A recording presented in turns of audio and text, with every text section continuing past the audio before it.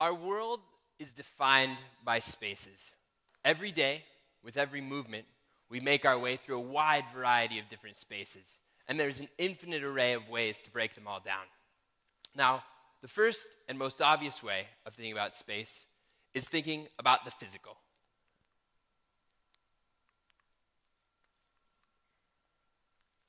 The physical defines our reality, day in and day out. We move within buildings, between four walls, and underneath a roof. It's how we function. It's how we dictate our actions day in and day out. We move into an office building to do work. We move into a school to learn. We go into our bedroom each night to sleep, and so on and so forth. What's more interesting, or equally as interesting as the spaces themselves, however, are the ways that we move through them. We move through space constantly. We leave our homes and get into a car, or walk down the street, or get on a bicycle, or get on a scooter and move our way through the city. Now, movement, I think, is more telling about the way we live our lives than the spaces themselves. When we think about a physical space and the way that we move through it, one of my favorite examples of movement is the idea of a snowboarder, or a skateboarder, or a surfer. A boarder takes space and makes it their own. They don't allow the space to dominate their world. Rather, they enter into a strange and unique sort of symbiosis with the space, where, for instance, as a skateboarder moves through the city, they move through the city like the city is their canvas, like it's some kind of work of art they're making with each move, with each rail they grind. The same can be said of a snowboarder moving on a mountain, as they carve between trees, as they cut their way down the slopes. But finally, and I think one of the most interesting examples, is the idea of a surfer. Because unlike a snowboarder or unlike a skater, the majority of things in the urban realm and on mountains are static. They're standing still. But a surfer and the way they move through space, they're moving through a space that itself is moving as well. They're combating waves. They're working with the waves. And I think surfing as a way of moving through space is a fascinating example. And when you think about surfing, it's no wonder that when they talk about the web, a digital space, a virtual space, that the phrase surfing the web is in existence. Because we truly are surfing. We're moving through a digital space that all of the time is evolving itself. It's constantly growing and evolving. Every second, hundreds, thousands, millions of images, videos, sounds, texts, all different sorts of messages are moving through that digital space. And as we move through that space, we have to compete and understand how to work within all of this movement. And I think it's fascinating. At the same time, as we move through this digital space has also done a tremendous amount to collapse our idea of the physical. The physical space has been collapsed, and in its way, we've opened up an entire universe of social spaces. The most prominent way we use digital spaces is for social interaction, for sending messages, for talking to one another, sending emails, posting updates. The digital space has collapsed the physical and opened up the social. Now, when we talk about the social space, we talk about an equally as dynamic and fluid space as the surfer and the wave that we talked about before. The social space is transcendent. It transcends our digital world. It transcends our physical world.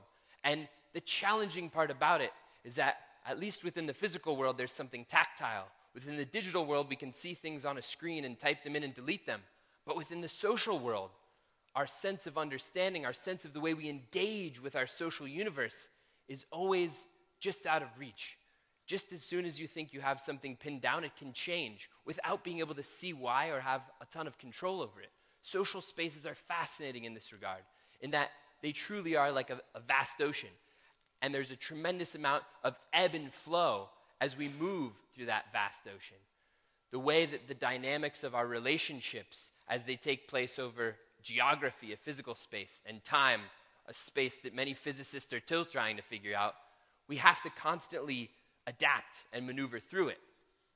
And as challenging as this may be, I've realized that the surfer metaphor is more apt than ever when we're talking about a social space. Because what does a surfer have to do first and foremost? They have to figure out how to float amidst a rising tide. And there's no greater feat than that, because what it requires is a sense of agility, a sense of grace, a sense of grit, and at some level a sense of artistry in the way they move about a wave. So I must confess that I'm not a surfer in any way, but I changed my whole thinking about the way the world works and the spaces that we move within when I took a trip out to the coast to a town called Mulki, just near Mangalore. And I decided for the weekend to try surfing. And it was the first time I'd ever tried. I'd never attempted it before, but I figured I'd give it a go. And each morning we got up before the sun rose and we made our way out to the beach. And I got into the water and I fell time and time again, getting torn apart by the waves. And it was because I was trying to work against the waves rather than working with them, trying to work in harmony, trying to work in the sense of symbiosis that any border must work within their environment. You must work fluidly. You must float and become part of the environment. You must create your own space within the waves and work with the ocean to create your own works of art, your own poetry, your own sense of movement as you move through a space. And so, for me, this weekend in Mulki and floating along the waves and getting thrashed about by the ocean was really transformative, because I realized that surfing and the idea of floating and moving fluidly with the ebb and flow of all the spaces that we move about within and between is truly the best and really the only way to prevent ourselves from drowning in the rising and sinking tides that sort of dictate the flow of our lives. And so after that weekend in Mulki and after surfing, I took a lot of time thinking about this idea of waves and how waves and space translate to so many different types of phenomena. And so as I was thinking about all of this, I thought about the importance of creating space. And one of the most important spaces we strive to create for ourselves is a sense of home. Now, usually when we say the word home, the first thing that jumps to mind is the first space I talked about, the physical. Home is a physical place. It's a house with 4 walls and a roof and whatever other embellishments we can manage to fit inside of it. But I realized that the difference between a house and a home is a space that we truly must create for ourselves. We can't simply buy an apartment and claim it as our own. We must create the space. We must fill it with things that have meaning to us. We must fill it with relationships that take place therein. And so as I thought about this sense of home, I realized, you know what? A home does not even have to be a physical space. A home is a place that we create for ourselves.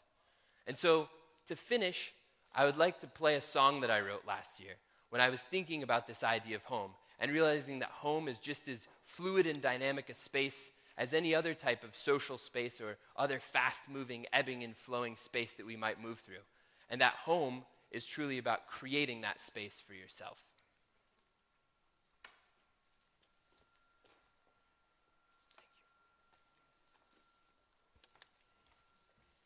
Do we need to plug it in? No, you can see it. Okay, perfect.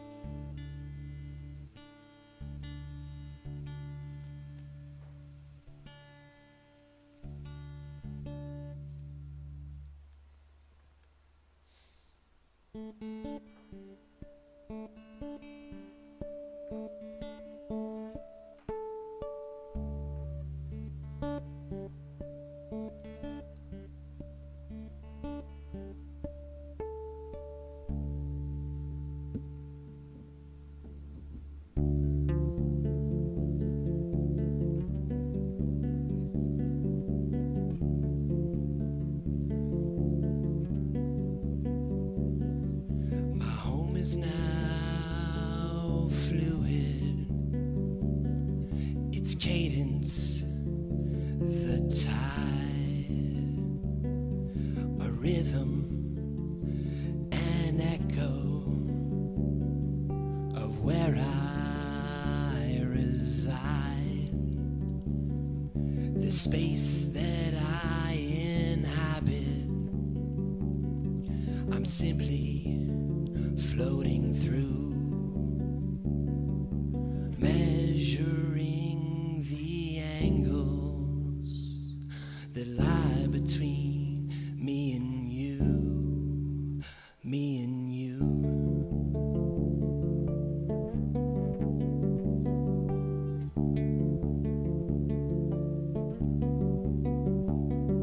Connections unbounded by revolutions round the sun, infinite angles divided by one, by one, by one, by one, by one, by one.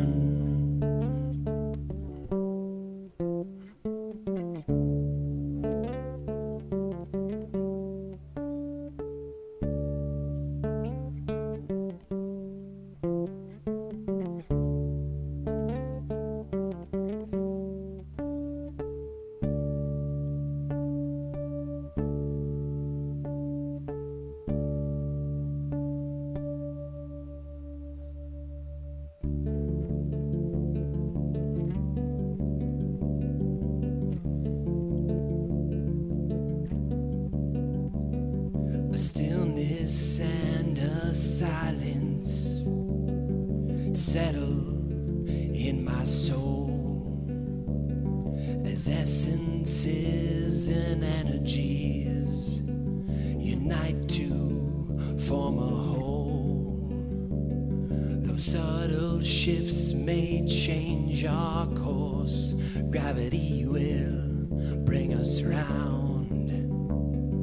The truth is the light, you said, and the feeling is this sound, is this sound.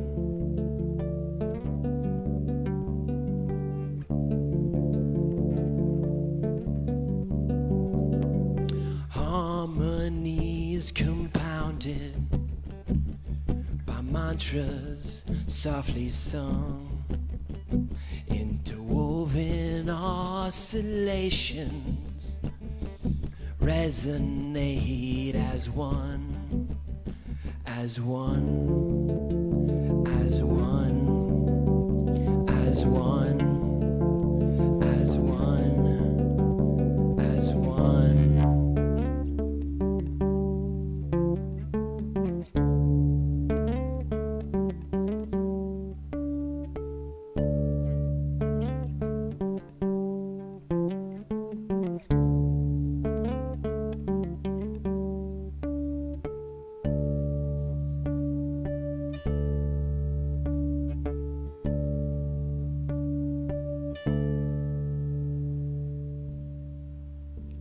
And just as there is light emanating from the sun, there's love in every vibration of the sound that we've become.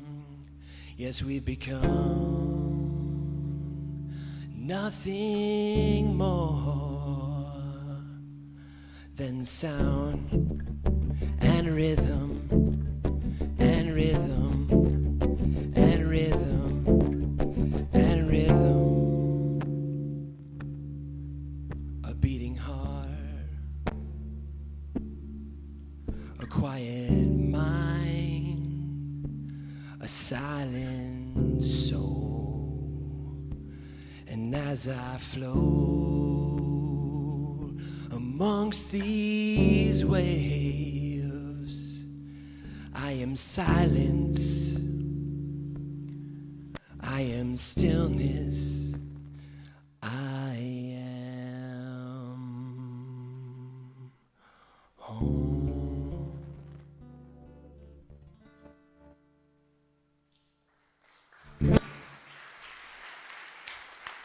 Thank you.